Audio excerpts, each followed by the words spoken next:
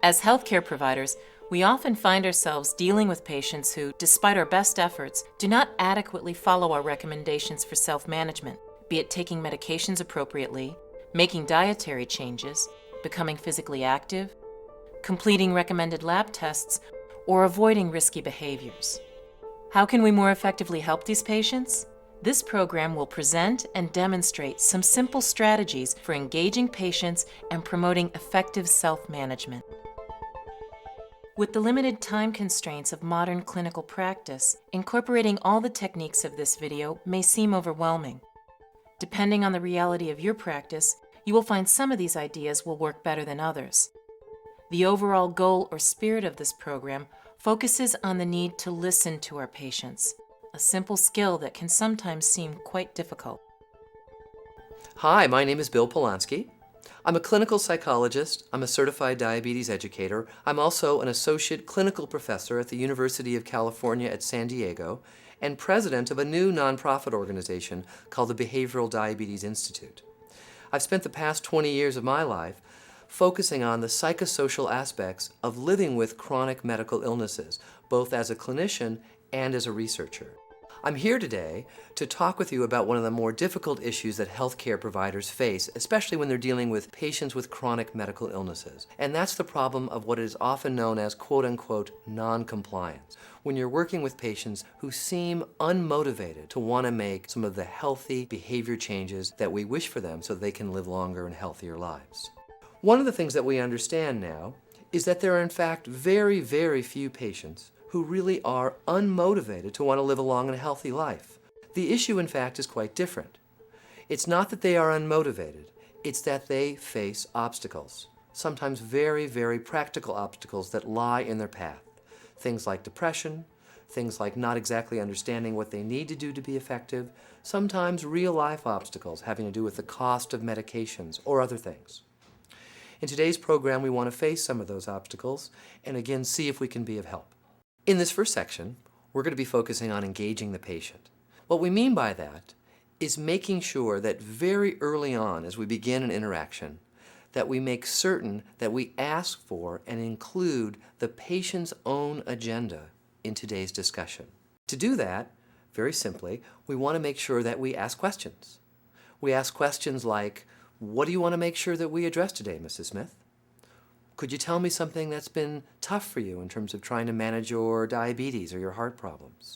There's a couple things I want to make sure we address here today, but before we do, I want to make sure we make room for addressing what you think is important. So when you think about your diabetes, I'm wondering what are the important things you want to make sure we talk about today or that we try to resolve? What would be useful for you? Well, the thing that would probably be most useful to me.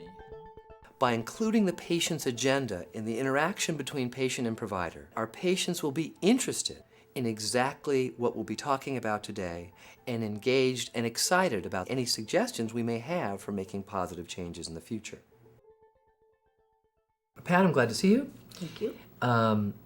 There's a bunch of things I want to make sure we cover today, but before we start, I'd like to ask you, what's your agenda? What do you want to make sure we address today? What are some of the issues that are important to you? Taking my medicine.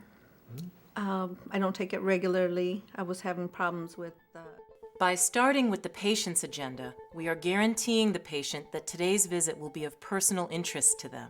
Therefore, they are more apt to feel engaged almost immediately. Of course, this does not mean that the provider's agenda for the current visit is not important, merely that it should not come first. Paul, it's nice to see you again. And there's a bunch of things I want to make sure we cover today, but I know you may have some of your own issues and concerns. So first of all, let me just ask you, how are you doing with your diabetes? How well are things going, or how poorly are things going? Well, my diabetes is not going well at all. My sugars are very high. My average is about 288. I'm getting more and more depressed with it. I stay in bed because of it. I don't want to face the world. Sometimes I feel like there's no reason to go on. I do what I'm told to do, taking my insulin properly, trying the new types of drugs that doesn't seem to do any different.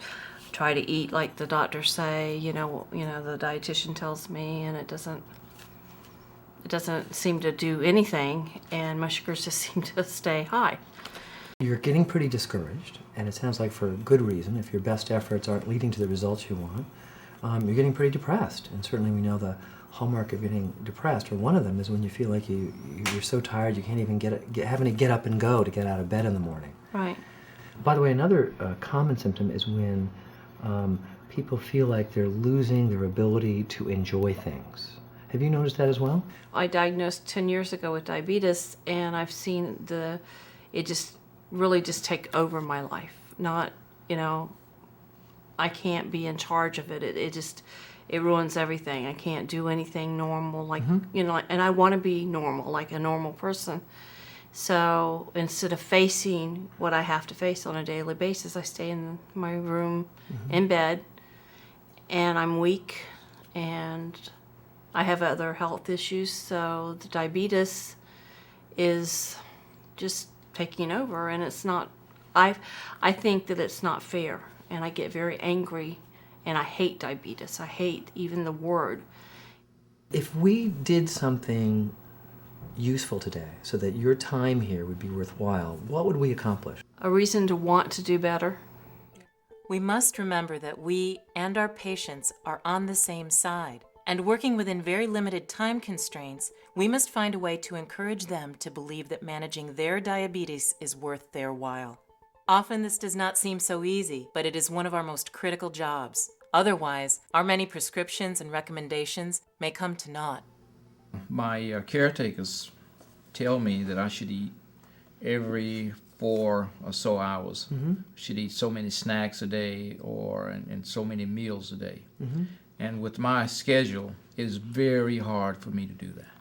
Tell me more about that. How does your schedule conflict with this idea of eating multiple times a day? Well, one reason is I'm usually up early in the morning time. And usually when I get up that early, I'm not hungry. Okay, so one is you're just not hungry. The other is you get busy with other things, like work. That's true. Or other things? Work or any other activities.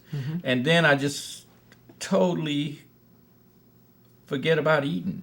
Sounds like you get pretty focused on what you're doing. Yeah. And eating is just not very important. And then I realized that at the end of the day is almost ended before I'm hungry or before I really want something to eat.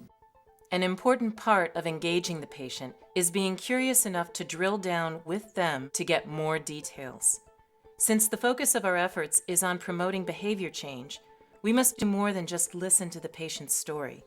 Instead, we want to focus very actively on identifying some important areas where the patient may be interested and willing to make positive, healthy behavior changes.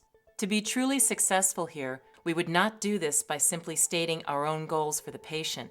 Instead, we would help the patient identify from their own perspective the necessary changes that need to take place. I know you're on a bunch of different medications, and I know the diabetes medications you take are glipizide and metformin. And I noticed that just talking about this, though, it looks like it's really upsetting for you. Yeah, it is, because I don't like to take medicine. I hate to take medicine. I got the sense that taking medications for you, the more pills you take, it's almost like it's a statement that you must be really sick. I don't feel sick, but I know I am. I have type 2 diabetes, and I have thyroid problem, and they said I had 200 and something for cholesterol, so they gave me a pill for that, and high blood pressure, and they said they were giving me high blood pressure medicine because they were giving me diabetic medicine. We as providers don't often ask our patients to explain why they are making the decisions they are making. From our perspective, patients often make choices that are not grounded in common sense, choices that may even seem potentially harmful to them. So when you think about taking these medications, you said you've really stopped taking most of them over the past month, or really not taking as much as you need to. How come? Well, I was stressed. I was stressed, and I didn't want to take them. And then when I was taking the medicine, about 2 o'clock or so, I started shaking, really shaking. So I had to go rush and find something to eat real quick. And then when I wasn't taking the medicine, I wasn't getting this feeling. I was feeling healthy. I was feeling okay. But I know I have to take the medicine. So there's something about the medications you're taking, and in particular we know it's probably that glipizide you're taking that was actually causing you to have these low blood sugar feelings. And I guess that makes sense. If you're taking a medication, you're not really aware of it having any benefit, but you're aware that it actually feels like it's making you feel bad. I can see why you wouldn't necessarily want to be taking it. Yeah, because We must believe that because they come to us, they do want to live long, healthy lives. Indeed, most patients do understand that diabetes is a serious disease that can be harmful to their health. I know I have to take the medicine for my own health. And I've been going to diabetes classes for 4 years. And The critical issue is that there are often an array of problematic barriers, personal obstacles that stand in their way. To address these barriers, we must first make the effort to understand the problem of diabetes from the patient's perspective. We must make this effort before we offer our own advice. A couple hours before I go to bed, which is around 2 o'clock, then I want to eat. And when I eat. I don't just eat a little bit. I guess I make up for what I didn't get that day. And so then I'm really, really full. And so the next morning, then I wake up, my sugar is really high. Well, no wonder you're not hungry in the morning. You're still full from the night before. The night before, you're that probably makes right. perfect sense. Yeah. It's clear what you want to do, I understand. That if this is going to be a useful time for you, it'd be nice to do something about this issue you're facing about your healthcare providers wanting you to eat more regularly during the day. An important thing to remember is both patient and provider are experts in chronic illness.